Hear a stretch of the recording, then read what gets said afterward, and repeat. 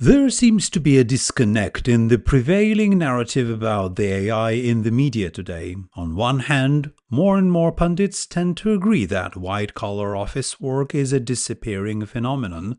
On the other hand, for all the talk about the artificial general intelligence, or AGI, emerging out of the frontier labs any moment now, humans remain the only intelligent species on Earth that demonstrates true general intelligence, and this does not seem to be changing soon.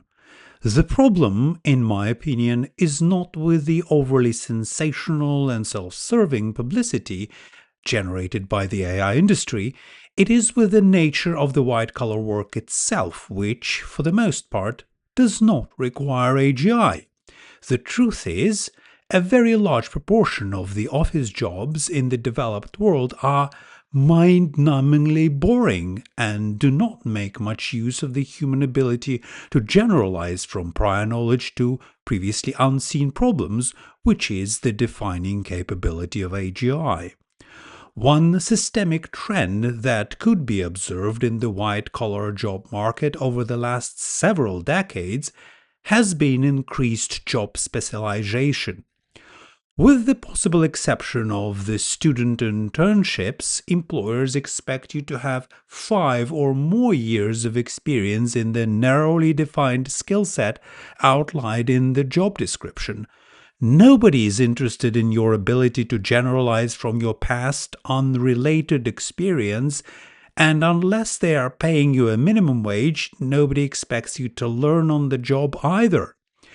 If you were running a one-person startup for several years and then decided to switch to a salaried job in a large corporation, unless you're applying for a CEO position, most employers will not know what to do with you. Your skill set is too general and versatile to fit into a job description that essentially asks for a highly specialized humanoid bot. And it is not that large corporations did not try to employ humanoid bots before.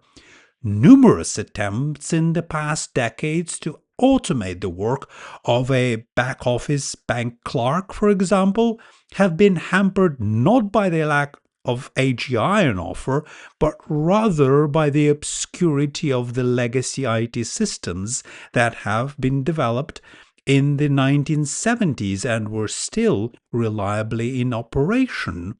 Up until a few months ago, it was incredibly hard to reverse engineer and replace mainframe systems running software written in the programming languages nobody studied in college for 40 years. The other intractable problem up until quite recently was the difficulty of converting unstructured inputs like natural language into the structured formats needed for transaction processing.